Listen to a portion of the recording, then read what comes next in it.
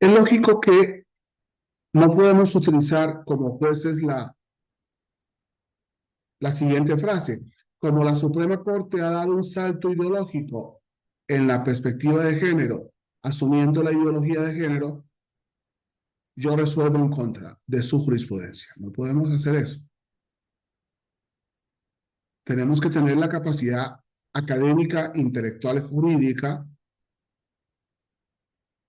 un poco de derechos humanos y de derecho constitucional para darnos cuenta que la Suprema Corte de Justicia puede ser que esté mal y puede ser que haya dado una vuelta o un brinco.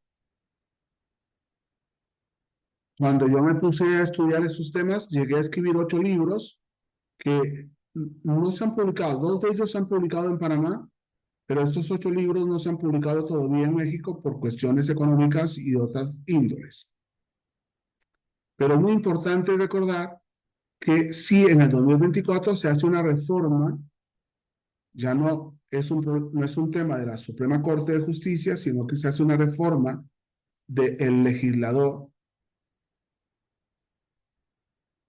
en una serie de leyes y en concreto en el artículo 3, en la fracción 11 del Código Nacional de Procedimientos Penales, se incorpora la perspectiva de género y en concreto se incorpora diciendo cómo se resuelve en perspectiva de género, considerando que el concepto se refiere a la metodología y los mecanismos que permiten identificar, cuestionar y valorar la discriminación, desigualdad y exclusión de las mujeres que se pretende justificar con base en las diferencias biológicas entre mujeres y hombres, así como las acciones que deben emprenderse para actuar sobre los factores de género y crear las condiciones de cambio que permitan avanzar en la construcción de la igualdad de género.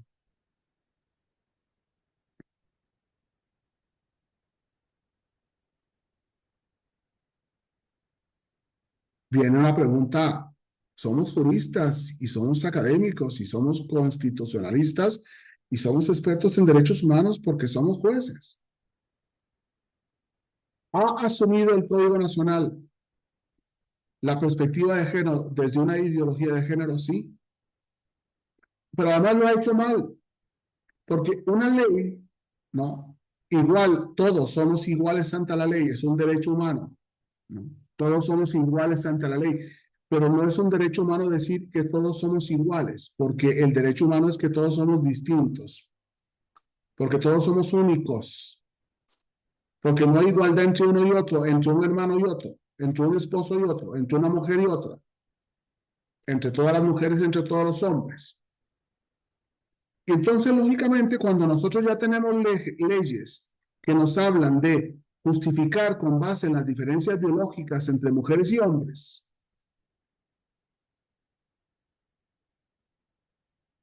cuando tenemos una ley que nos dice valorar la discriminación, identificar, cuestionar y valorar la discriminación, desigualdad y exclusión de las mujeres, cuando ya la ley nos vuelca hacia un lado, entonces ya nos está enfrentando a una diferencia. Y ya no estamos aplicando como jueces la igualdad ante la ley, sino que tenemos que aplicar la ley en razón de las desigualdades. Pero no porque las desigualdades imperen en la acción o en la conducta delictiva que recibe la víctima en situaciones de vulnerabilidad o de empoderamiento, sino en buscar desde el punto de vista de la conducta del adolescente imputado si está actuando contra una mujer o contra un hombre, en una valoración biológica o en una violación de discriminación.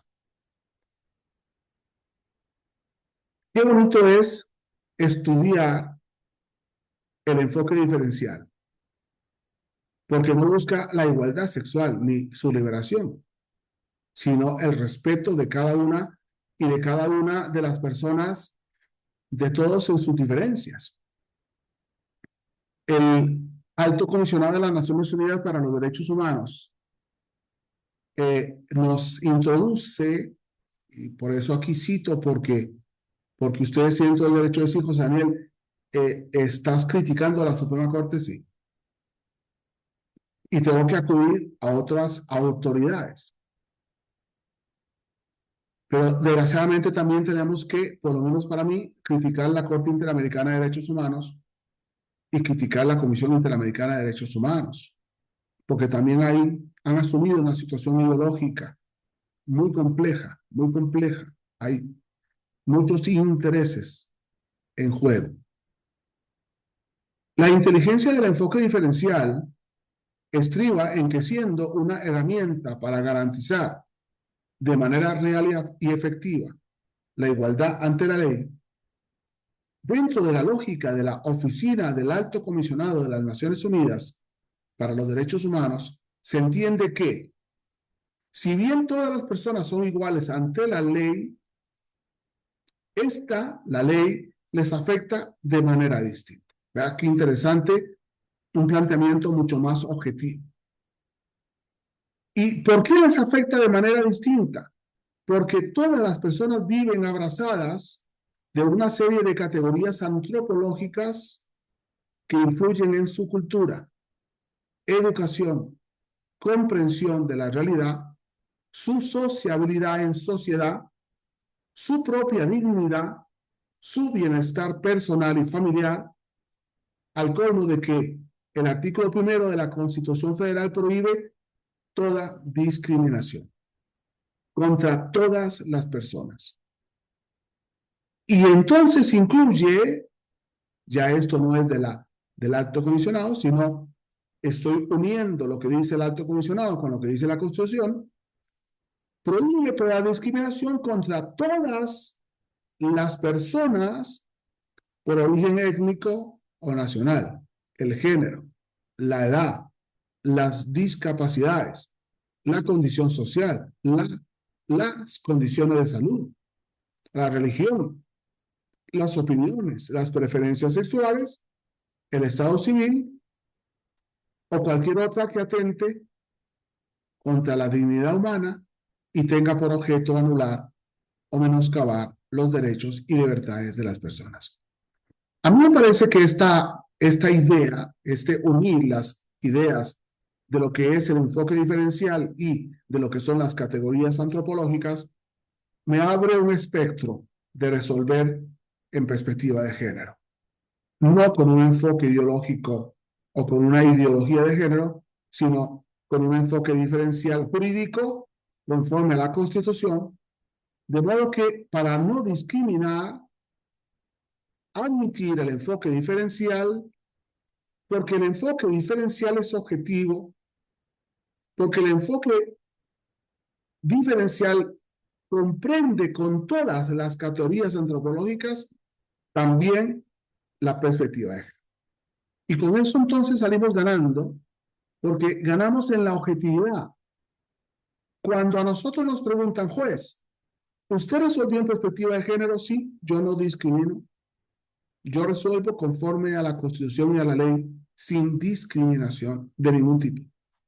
Y no utilizo solamente las 14 categorías antropológicas de la Constitución Política, sino las 53, 54 categorías que podemos desprender de los tratados internacionales.